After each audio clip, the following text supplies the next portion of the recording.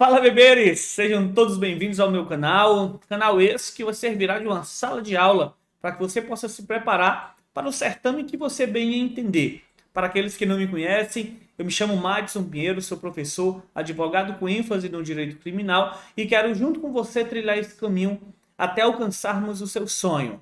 Já peço a você que se inscreva no nosso canal, acione as notificações e também compartilhe esse conteúdo com aqueles que você quer ver também aprovado. Sem delongas, vem com o Doctor e vamos de conteúdo. Olha, nós daremos estudo à criminologia, no entanto, nós precisamos, antes mesmo de adentrar a fatores criminológicos, nós precisamos fazer uma leve e uma breve introdução em relação a o que nós podemos entender como fato social. Nós bem sabemos que um dos estudos da criminologia é o crime. E nós também sabemos que, para Emile Durkheim, o crime ele é tido como algo comum. Ele é tido como algo que tem a sua funcionalidade. Inclusive, Emile Durkheim ele passa a ter a sua concepção funcionalista. Mas isso a gente vai entender no momento certo e da forma certa. Então, para que a gente possa ter uma compreensão melhor do que é o crime como um fato social, nós precisamos entender o que é o fato social. Nós precisamos entender a importância que a sociologia tem. Mas antes da sociologia, nós precisamos verificar aquelas pessoas que lá atrás ajudaram e contribuíram bastante para hoje e para a época com os pensamentos que partiam de uma análise social.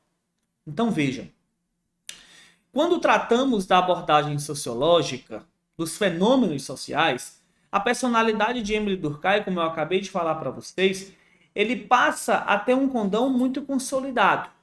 Ele passa a ter uma análise muito específica em relação à sua importância. Haja visto que ele conseguiu sim consolidar a ideia sociológica. Ele conseguiu trazer uma necessidade inafastável de que era preciso uma ciência que estudasse fenômenos sociais. Anterior a ele, nós tínhamos os filósofos, como por exemplo Montesquieu, Charles de Montesquieu, nós tínhamos também Auguste Comte, nós tínhamos essas pessoas que não fogem da sua importância sociológica, haja visto que eles também possuíam a data, um pensamento já de uma demarcação para que a gente chegasse àquele conhecimento, mas eles não eram sociólogos, eles eram filósofos, mas eles contribuíram bastante para que hoje a gente tenha essa concepção, para que hoje a gente tenha esse estudo relacionado a, de fato, a sociologia. E da sociologia a gente possa entrar com muito vigor, com muita força, de uma forma muito sistematizada, clara e direcionada para a criminologia. Tá bom? Então veja, Raymond Aron, em seu livro As Etapas do Pensamento Sociológico, ele vem a apontar Montesquieu e Auguste Comte como sendo antecessores de Emile Durkheim no desenvolvimento de uma perspectiva sociológica. E exatamente isso que eu falei para você agora há pouco.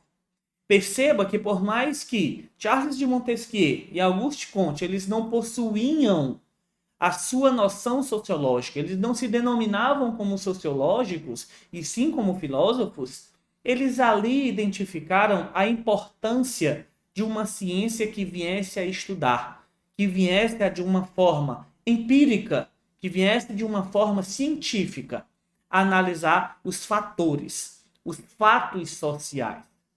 Logo mais tarde, um pouco mais tarde, a gente via que o Emile Durkheim surgindo como sociólogo e vindo sim a destrinchar ponto a ponto do que nos interessa.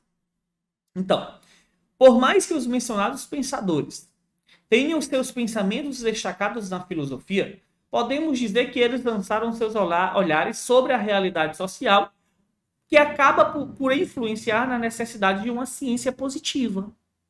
Olha, eles disseram, veja rapaz, nós precisamos de uma ciência que ele venha estudar os fatores sociais. E essa ciência, ela precisa estar positivada, ela precisa ser uma ciência reconhecida. ela precisa partir de uma análise na qual nós precisamos de respostas. E são essas respostas que Emile Durkheim vem buscando e vem trazendo. Então, por mais que nós não iremos aprofundar as nossas análises em relação a Montesquieu e Auguste Comte, que é normal, que é comum, até porque aqui não nos interessa profundamente, talvez em um outro momento, mas eu preciso que você entenda da existência dessas figuras.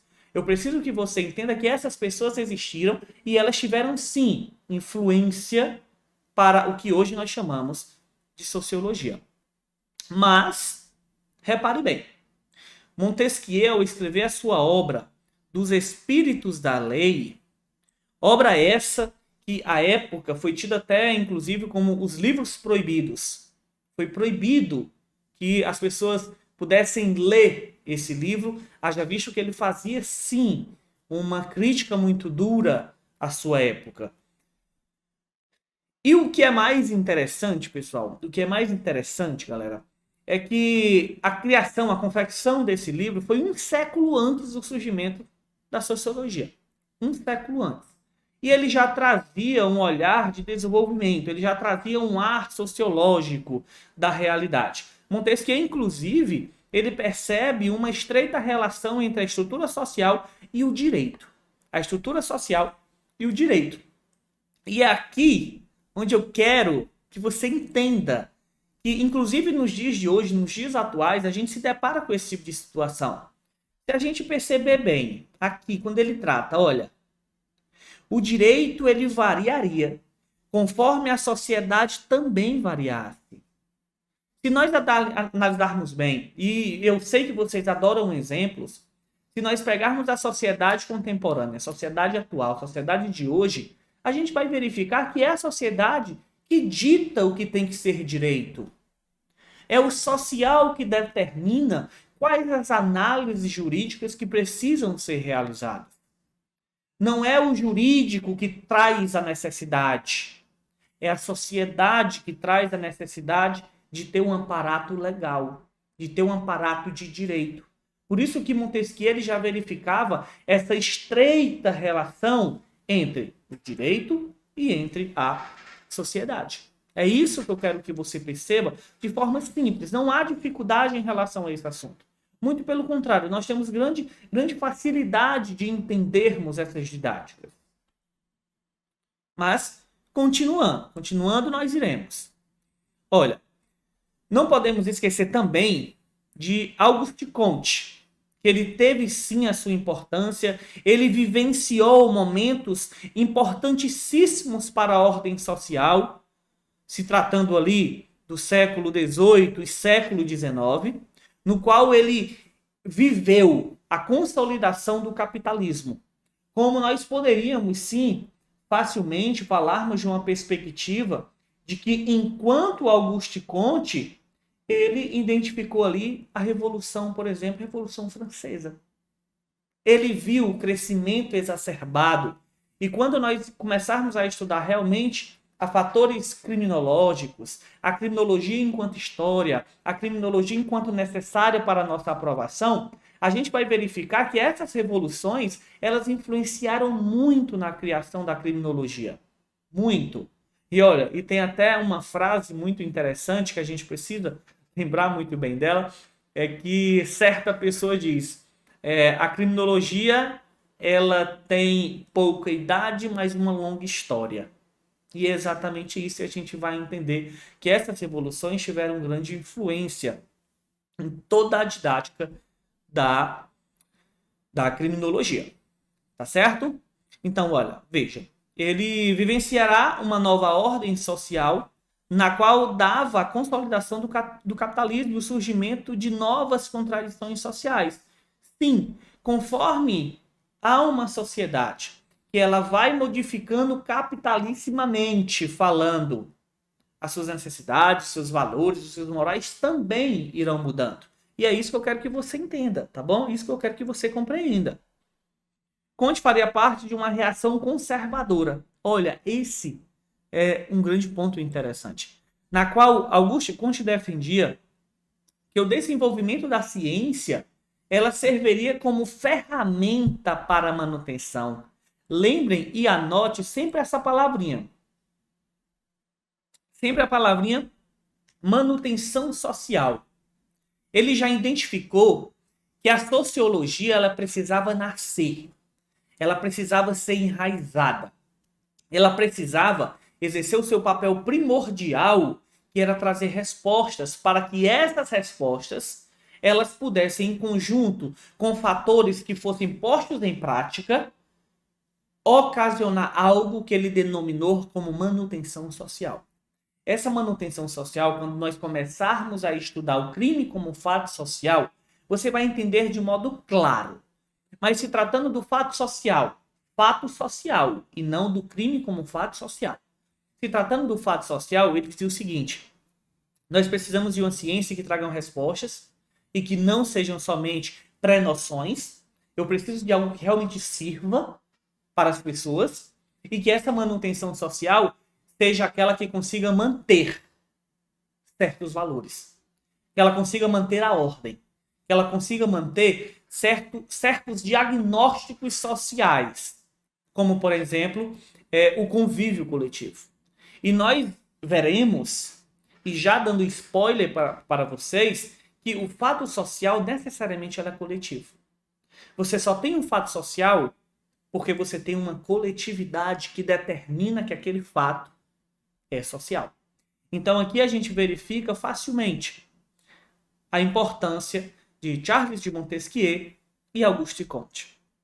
Então veja, ao passo que ele defendia a manutenção social, ele defende ainda a necessidade da delimitação de uma área para abordar os fenômenos sociais. Olha, ele diz, ei, cabrabim, nós precisamos de uma área delimitada de estudo. Eu não posso ter o todo para todo, mas eu posso ter partindo de modo individual até que eu possa alcançar o coletivo. Se eu tiver isso, aí eu vou conseguir delimitar o estudo.